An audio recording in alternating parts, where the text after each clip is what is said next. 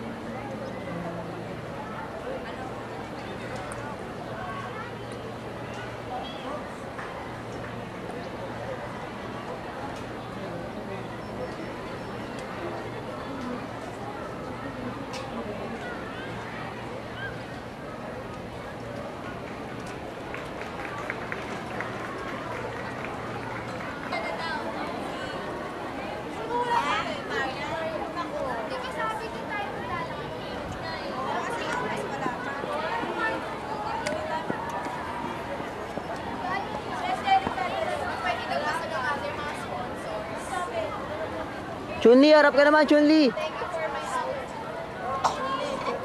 Chunli. Harap naman kayo, tatlo dito. Harap kayo lahat dito.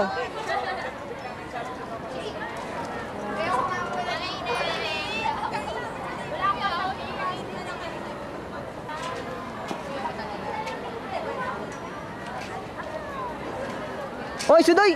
Tabi dyan! Tabi!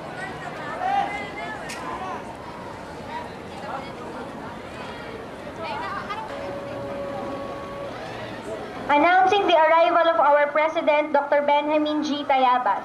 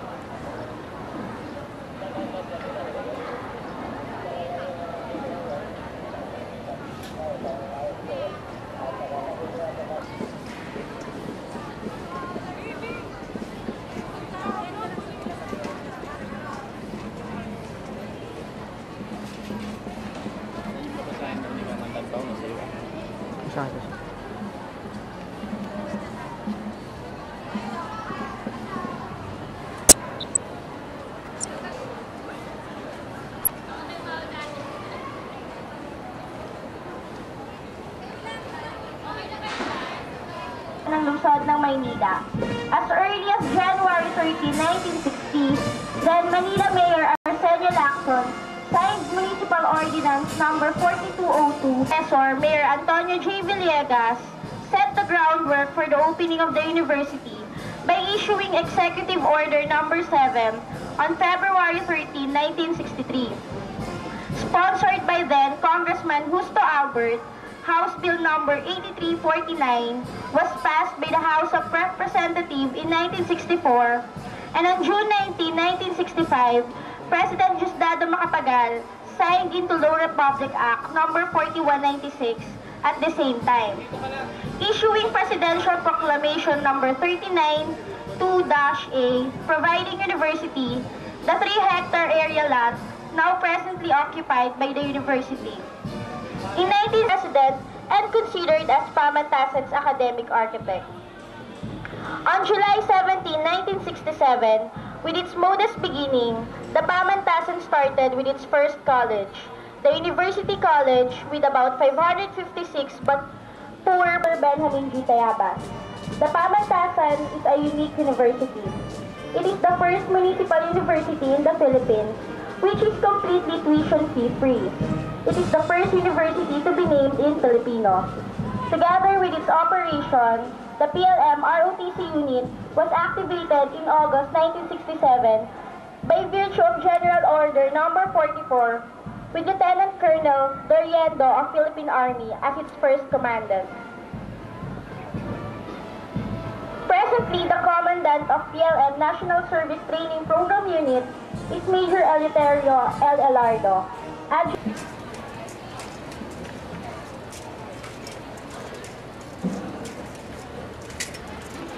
Announcing the entrance of the Corps Commander Staff led by Cadet Colonel Joseph Aaron C. Di Matera.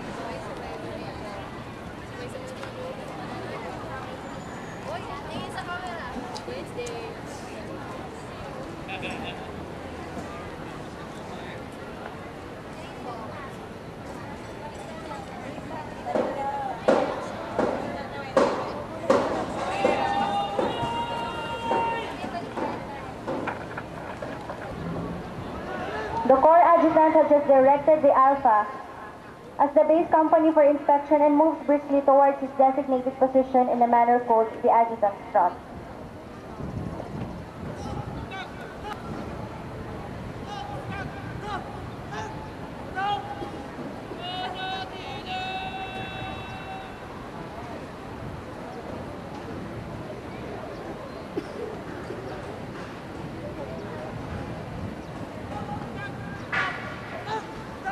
Yun. Kaya mo mag-taste ng ganyan? Yes, sir. Rado ka. Ay, shucks. Naka-record pala.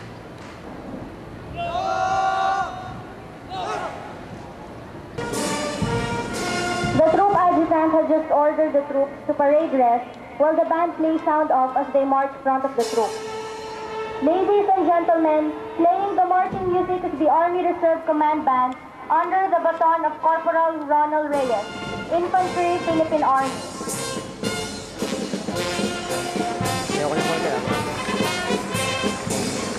A true university is committed to the fundamental postulate that the life of the mind is the true life of man, and therefore should promote this life in every way, and to make it available to all men.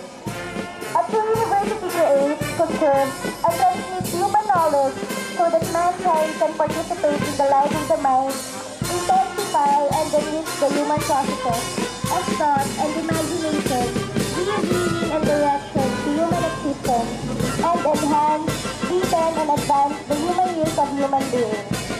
Such University is the pamantasan ng lungsod ng Maynila, where education is a total process of humanization. It is education first for living, and only then for earning a living. It is education of man, as man that proceeds, and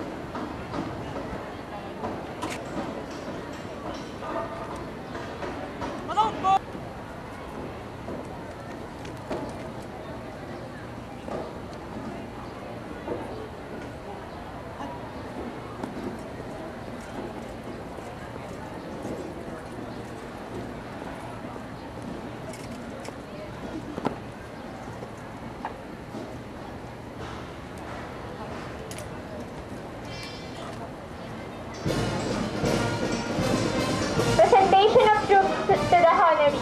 May we request Colonel Edwin H. Vargas, sir, to troop the line. To troop the lines, the honoree Colonel Edwin H. Vargas, General Staff Corps, Commanding Officer, Army Reserve Command, accompanied by the military host, Major Eleuterio L. Elardo, Commandant, Pamantasan ng Lungsod ng Maynila, vision that defines the leadership traits for the 21st century. His deep sense of duty, commitment, and professional competence in succinctly communicating the Army's mission in the various assignments he held become effective force multipliers. Enlisted at the young age of 17 during his junior year in college, Colonel Vargas was basically commissioned as a medical aidman course officer at the age of 21. His exposure includes his various assignments as Deputy, Armed Forces of the Philippine Medical Service Support, Armed Forces of the Philippines Medical Center, D-Luna, Manager, Armed Forces of the Philippine Medical Support Service, Armed Forces of the Philippine Medical Center, D-Luna, Chief, Armed Forces of the Philippine Medical Service Support, Armed Forces of the Philippine Medical Center, D-Luna, Chief, Office of the Surgeon General, General Headquarters, Armed Forces of the Philippines, Quezon City. He also served as a Deputy for Administrative and Executive Officer at Regional Unified Command, General Hospital, Armed Forces of the... Ladies and gentlemen, let's give a warm applause to the honoree.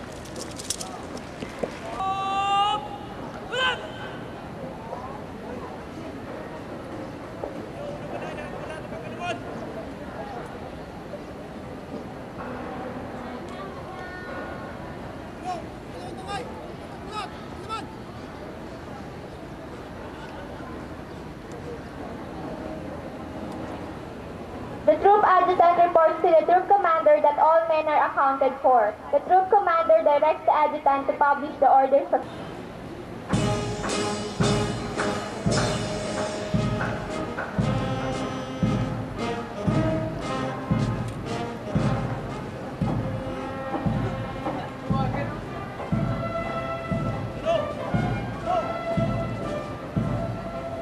Ladies and gentlemen, marching towards the center are the officers of the PLM ROTC unit.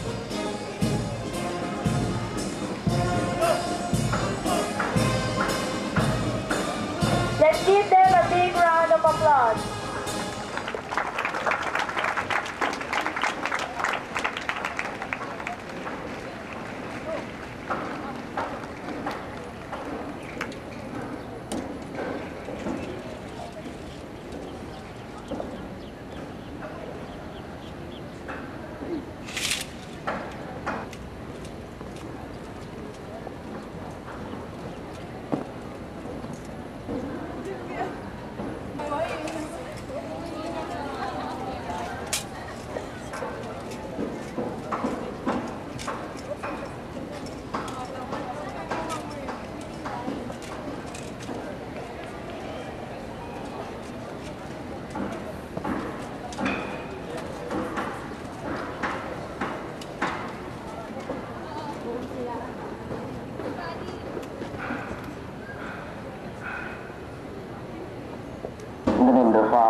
the Son, and of the Holy Spirit. Amen. A reading from the letter of Paul to the Ephesians. Let no one deceive you with empty arguments. Spirit, one God forever and ever. In the name of the Father, and of the Son, and of the Holy February 2003. Signed, Orquídea M. Cabatuando, outgoing Dean of Sponsors. I, Dr. Virginia N. Santos, hereby assume command as Dean of Sponsors of the Pamantasan na Lungsod ng Maynila, Raha ROTC Unit, effective February 20, 2003. Gentlemen, we will now witness the handover of the Don of the Corps of Sponsors, Miss Catherine Constantino, Kachupan, Intelligence Officer, Miss Mario Lopez, Operation Officer, Miss Catherine Magno, Logistics Officer, Miss Angelica Daag, Alpha Company Commander, Miss Neil Macarasi, Alpha Company Executive Officer, Miss Nikki Mason, Bravo Company Commander, Miss Karen Guanzon, Bravo Company Executive Officer, Miss Isa Cristina Meregala, First Platoon Leader, Alpha Company, Miss Maria Eve Panaginton, Second Platoon Leader, Alpha Company, Miss Maria Sharif. Witness the pinning of the sponsors' insignias, which symbolizes their membership to the PNM ROTC Corps of Sponsors.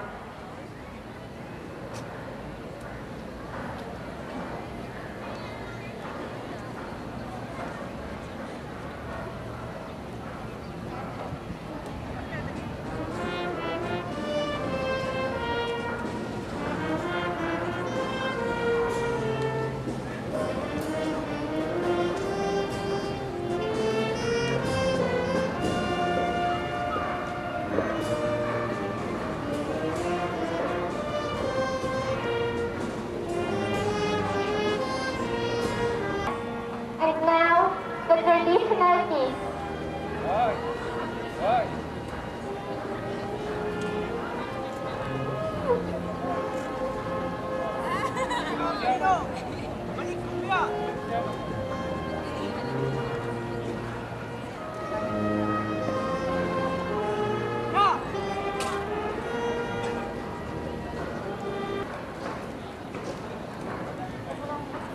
At this juncture, ladies and gentlemen, the sponsors are presented to the troops, after which they will be presented to the guests of honor and speaker.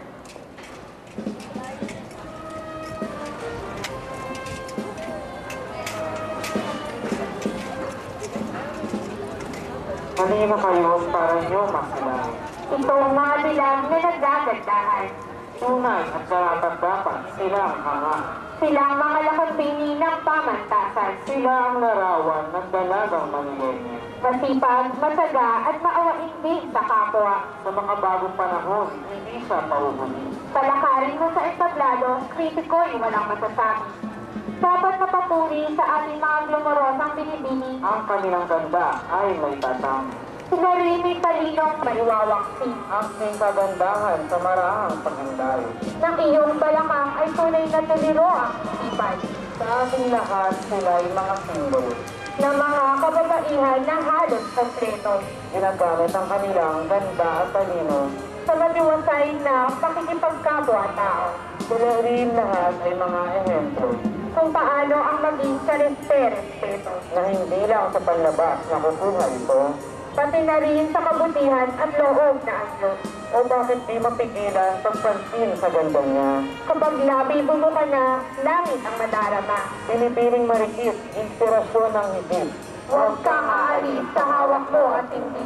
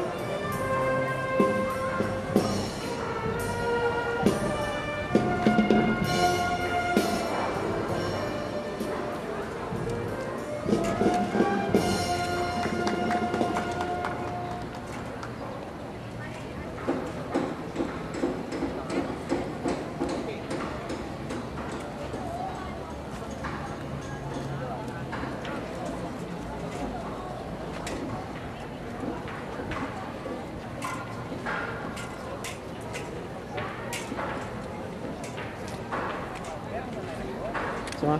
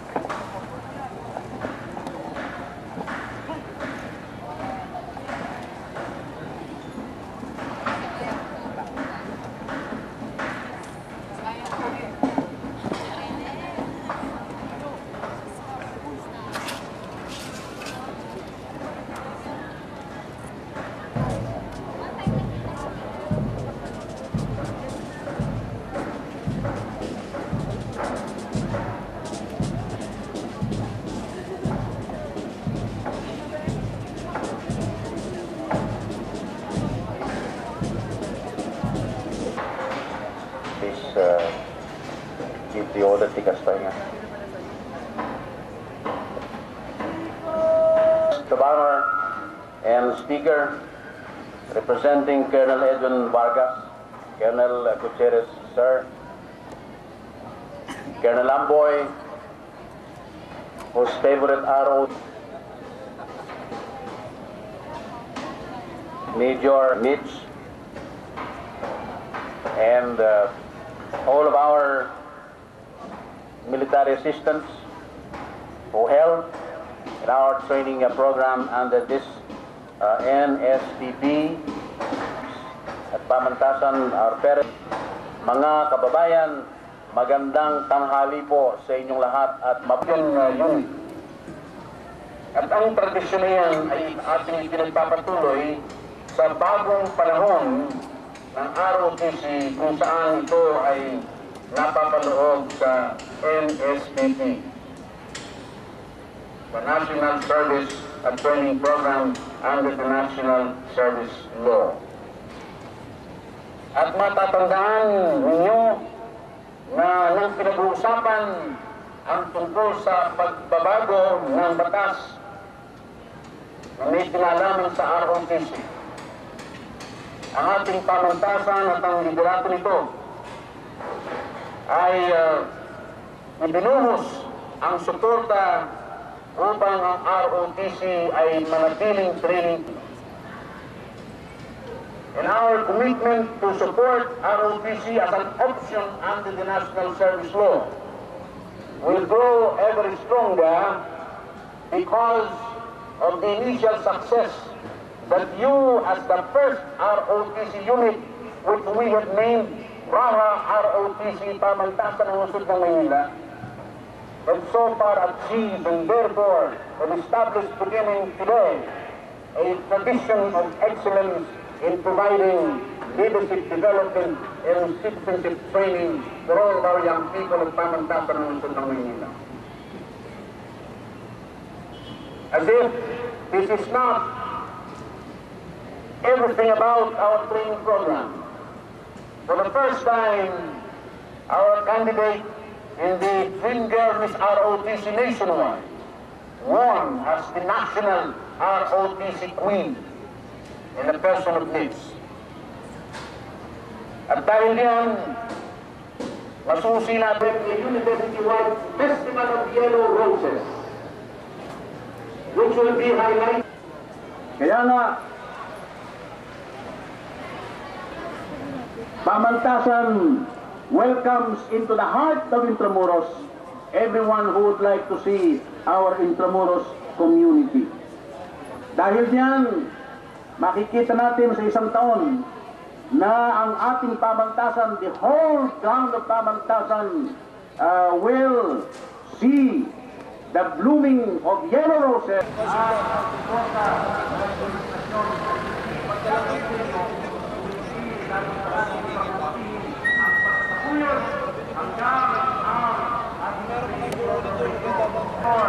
On behalf of the administration, the student body, and the faculty of the university, as another center in recognition of excellence that pamantasan ng Maynila indeed, and here at the P1 pamantasan, we truly are an outstanding pamantasan for the university. Ito yun.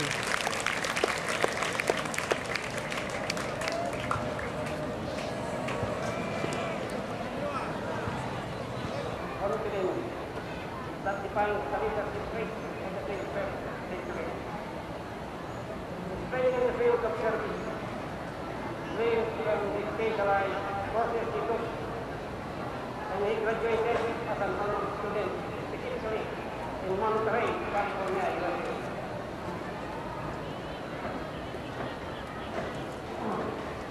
Today, he continues to play the field of excellence as commanding officer of arms and gentlemen. This, by the tenets of the profession of arms, the assembly. In the midst of all this concern, the subject to become the best father Sir. by our Vice Commander and the Reserve Command, Lieutenant Ibarra. Pineda. The commanding officer of the NCR, RGB, the swashbuckling Engineer Colonel Amboy.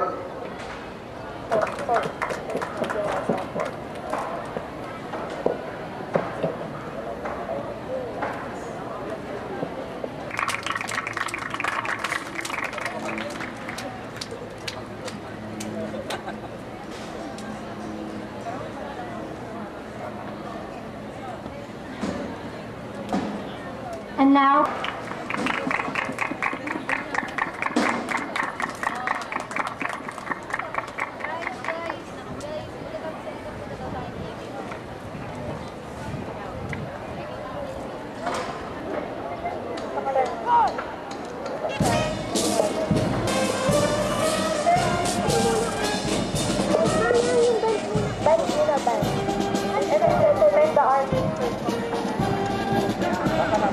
passing the grandstand is the Corps Commander, Cadet Christopher Originario, Franco, Jacob, Hernandez, Trujillo.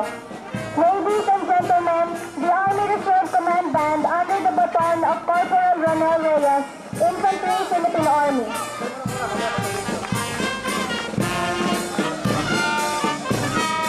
Company Commander, Alpha Company, Cadet Major Geoffrey Paul B. Crubin, Chief Executive Officer, Cadet Captain Arthur O. Sudol.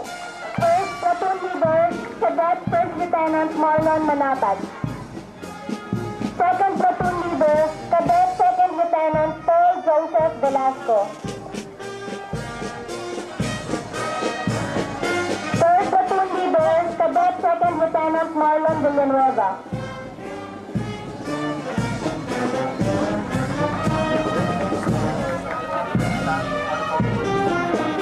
Ladies and gentlemen, please rise for the colors led by Color Officer Cadet First Lieutenant Albert Castaño. Bravo Company Commander, Bravo Company led by Cadet Major Arnoldo Regardo, Chief Executive Officer Cadet Captain Antonio Flores. First Platoon Leader, Cadet Antonio De Leon. Third Platoon Leader, Cadet First Lieutenant Eugene De La Cruz.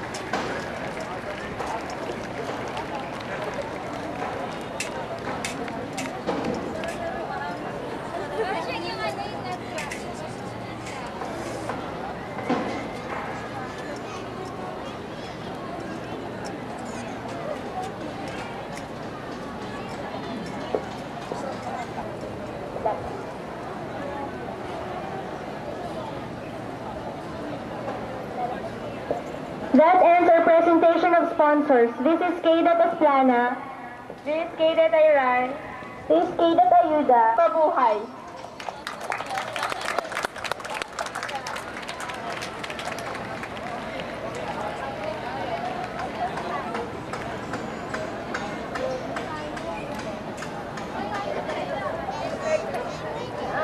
Dahil pa akong tape, wala nang battery.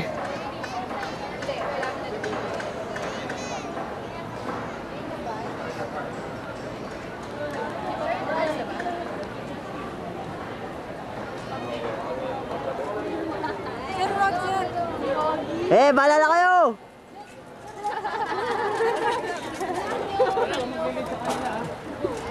Dito sir, picture, yung sabong sir.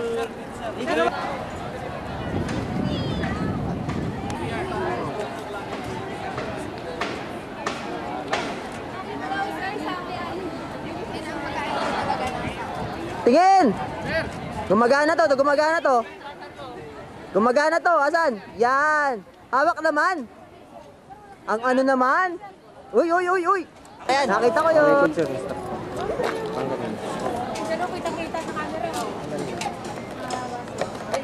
Oh, ako kami naman, kami. Oy, ako da. Kanina pa ako kumukuha, wala pa kaming kuha. Hindi kami ni sa nagtawa ko. Yun! Sir, Kung pa nga nagtawag si, di ba? kasi naman ko eh. Ako naman dito, uy! Kaming dalawa ni sir. Kanina pa ako may hawak ng camera, kahit ngayon man lang makunan ako. Yan. Tama. Kahit ngayon man lang. Damit. Ngayon ko na sinuot na eh. Oh, full body. Yes, ang gwapo. Idol yan. Yes. Sir, pose ulit, pose. Ganyan lang, sir, ha? Kuha ba talaga? Uy. Kuha yan. Kuha yan, oh. Sasagarin mo na, kanina pa ako kumukuha eh. Wala man lang ako kuha eh. Badan. Ayan. Ayos. Asa si Ibe? O ayan, remembrance. Oklat, asa si Ibe? Pwede ka tayo doon sa Ibe. Punta tayo ron. Tayo Hoy, kayo. ba't nagtatago kayo? Tawag ka Radio Man, sabi mo, papunta si Ibe sa city. Radio Man, pahanap mo sa Radio Man. O kaya akway yan. Wala. Sabihin mo. Sir, wala na po kasi ng babae kaya Nakita kayo sir eh. Bakit ba ayaw mo? Sige na. Ito naman, naiya pa to. Pwede na magkalis. Maglalabat na ako. Dali na, mawala na akong baterya oh. Para may remembrance naman si Cor sa'yo oh. O sige na. Naka-play na ako ha. Ah, steal ko? Huwag na. Pogi oh. Wala, peke. Recto. Apex. Ayaw.